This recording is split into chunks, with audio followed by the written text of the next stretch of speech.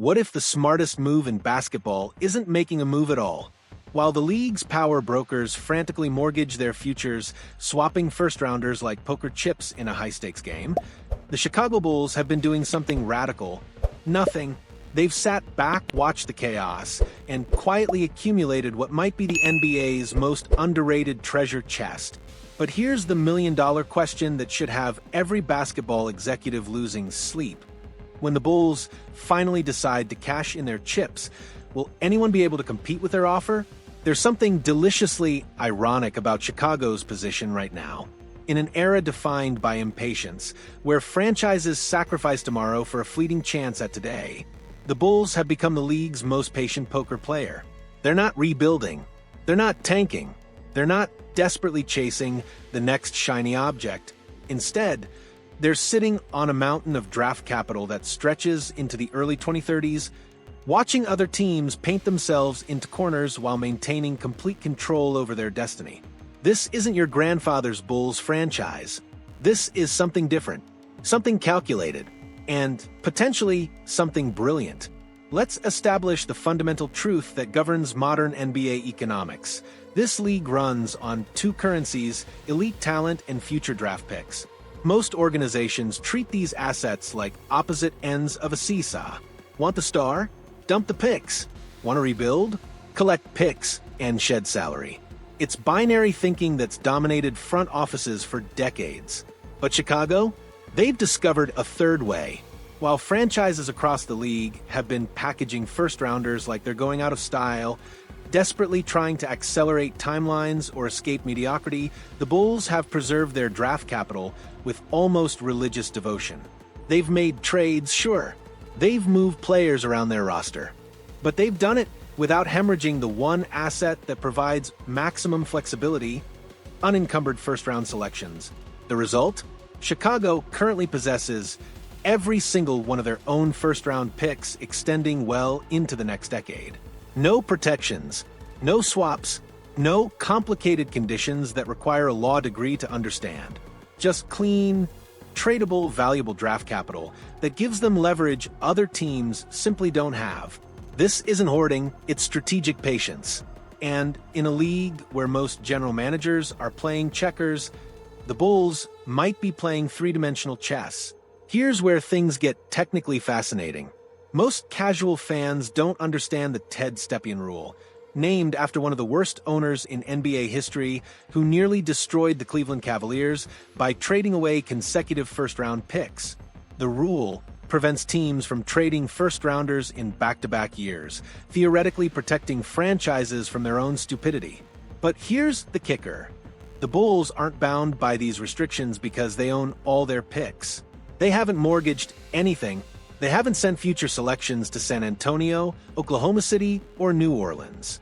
Their draft cupboard is completely full, which means they can theoretically offer any combination of future first-rounders without running afoul of league rules. Think about the competitive advantage this creates. When a star becomes available, and stars always become available in today's player empowerment era, most teams can't construct the most valuable offer because they've already traded picks or they're hamstrung by protections and conditions. The Thunder might have picks, but they're scattered across multiple teams. The Spurs have assets, but they're rebuilding. The Lakers? Please, they traded their future away years ago. Chicago, meanwhile, can walk into any negotiation and instantly table the cleanest, most valuable package in the room. No protections. No complicated conditions, just pure, unencumbered draft capital that any rebuilding franchise would salivate over. This is leverage in its purest form. But here's where the Bulls' situation gets complicated and interesting. They're not a terrible team. They're also not a contender. They're trapped in the NBA's most dangerous zone: competitive mediocrity. They'll win enough games to miss out on premium lottery odds, but not enough to seriously threaten in the playoffs. It's basketball purgatory, and it's exactly where franchises go to die slow, agonizing deaths. The current roster has pieces. They've got offensive firepower. They've got young players with upside. They've got speed and transition opportunities. What they don't have is defensive identity. They can't protect the rim consistently. they struggle switching on the perimeter. They get torched by elite wings and athletic bigs who attack the basket with impunity. This is the fundamental problem. Chicago has built an offense-first roster in a league that's increasingly won by defensive versatility. You can't just outscore elite teams anymore. Golden State proved you need switchability. Boston demonstrated you need length and athleticism. Milwaukee showed you need rim protection combined with perimeter containment. The Bulls have none of these things in sufficient quantity. But, and this is crucial, they don't need to blow it all up. They don't need a complete tear down and rebuild. They need targeted upgrades. They need players who fit a specific defensive profile while complementing their existing offensive strengths. And this is precisely where their draft capital becomes invaluable. So, what does the ideal Bulls trade target look like? Forget the superstar pipe dreams. Chicago doesn't need to swing for Giannis or chase after the next disgruntled All-NBA player. They need something more specific, more attainable, and potentially more valuable. Young, defensive-minded players who are undervalued on their current teams. Picture this archetype. 22 to 28 years old, elite defensive instincts, switchable across multiple positions, capable of hitting open threes, and hungry for a bigger role. These players exist across the league, buried on depth charts, underutilized in bad systems, or stuck behind established stars. The Herb Jones profile, elite perimeter defender who can legitimately guard positions 1 through 4, provides instant defensive credibility, and doesn't need the ball to impact winning. This player transforms your entire defensive scheme overnight. The athletic rim protector, a young center or power forward who can patrol the paint, grab rebounds, run the floor in transition, and provide the interior presence Chicago desperately lacks. Think of someone who combines old-school shot blocking with modern mobility. The switchable 3 and D-wing, that mythical 6'8" to 6'10" forward who can guard multiple positions, hit corner threes at a respectable clip, and doesn't need plays run for them. These players are gold in today's NBA, and they're exactly what championship teams are built around. The hustle big with upside. Athletic, long, fast, someone who thrives in transition, finishes lobs, and brings energy every possession. These players often get overlooked because they don't have traditional offensive games, but they're perfect for pace-oriented systems. The beauty of these profiles? They're attainable. Teams with these players often don't fully appreciate their value or can't afford to pay them when extensions come due. This is where Chicago's combination of draft picks and tradable contracts becomes lethal. Here's the dirty secret about NBA trades. Most of them aren't about getting equal value. They're about solving problems. A small market team facing luxury tax penalties doesn't need another marginal rotation player. They need draft capital and financial flexibility. A rebuilding franchise doesn't want expensive veterans. They want young players and picks to accelerate their timeline. Chicago can offer both. Because the Bulls have preserved their draft capital while maintaining a roster of tradable contracts, they can construct deals that solve multiple problems simultaneously. They can offer a team salary relief and future picks. They can package a rotation player with draft capital to land a better-fitting piece. They can absorb a bad contract in exchange for a defensive specialist. This flexibility is rare. Most teams are locked into their roster construction, hamstrung by previous trades, or unable to take on additional salary. The Bulls have options, and in the NBA's complex trade ecosystem, options are everything. Consider this scenario. A Western Conference team with championship aspirations needs to shed salary to avoid the luxury tax. They have a 25-year-old defensive wing, making $12 million annually, who doesn't fit their timeline. Chicago calls and offers a future first-round pick plus a veteran on an expiring contract. The other team gets financial relief and a draft asset.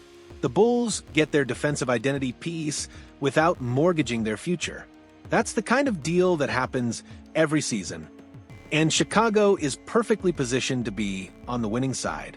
But here's the uncomfortable truth that Bulls management needs to confront. There's a fine line between patience and paralysis. Draft picks are valuable, yes, but they're only valuable if you eventually use them. sitting on assets while your roster treads water doesn't build championship contention. It builds frustration, wastes prime years of your existing players, and eventually leads to the very mediocrity you're trying to avoid.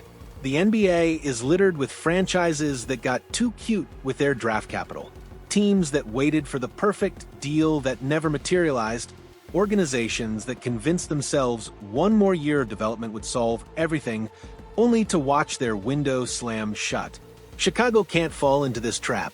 They've done the hard part, accumulating assets while maintaining roster flexibility. Now comes the harder part, pulling the trigger at the right moment. Not too early, sacrificing value for impatience. Not too late, missing the window entirely. But at precisely the right time, when the perfect trade target emerges and the price is right. That moment might be this season. It might be next summer. But it's coming, and the Bulls need to be ready to act decisively. Let's paint the picture of what success looks like. Chicago makes 2 or 3 strategic trades over the next 18 months. They package future first-rounders and rotation players to acquire young, defensive-minded pieces who fit their timeline. They don't sacrifice their offensive identity, they enhance it by adding the defensive versatility that makes their speed and scoring actually sustainable. Suddenly, you have a roster that can switch defensively, protect the rim, and still push pace in transition. You have wings who can guard elite scorers while hitting open threes. You have bigs who can patrol the paint and finish lobs. You've maintained your offensive firepower while adding the defensive backbone that separates playoff teams from championship contenders. And here's the beautiful part. You've done it without mortgaging your entire future. You've used draft capital strategically, not desperately. You've improved your roster without creating a new set of problems. You've built something sustainable. This is how smart organizations operate in the modern NBA, not through blockbuster trades that make headlines, but ultimately fail. Not through desperate win-now moves that sacrifice tomorrow for a marginal improvement today, but through calculated, strategic acquisitions that address specific weaknesses while maintaining long-term flexibility. So here we are. The Chicago Bulls sit at a crossroads with more options than almost any franchise in basketball. They have draft capital. They have tradable contracts. They have a young core with upside. They have offensive firepower. What they need now is the courage to act, to convert potential into reality, assets into impact players, and patience into championship contention. The unconventional strategy of preserving draft picks while the rest of the league spent theirs has created a unique opportunity. But opportunities don't last forever. Windows open and close. Players age. Timelines shift. The moment to strike is approaching, and when it arrives, Chicago needs to be ready. Because in a league where everyone else has already spent their future, the team that kept theirs might just have the last laugh. What do you think? Is Chicago's front office playing the long game brilliantly, or are they overthinking themselves into permanent mediocrity? Drop your thoughts in the comments below, and don't forget to smash that like button if you want to see more deep dive analysis that goes beyond the surface level takes. This is the kind of strategic thinking that separates championship organizations from pretenders, and I want to hear whether you think the Bulls have the guts to actually pull the trigger when the moment comes.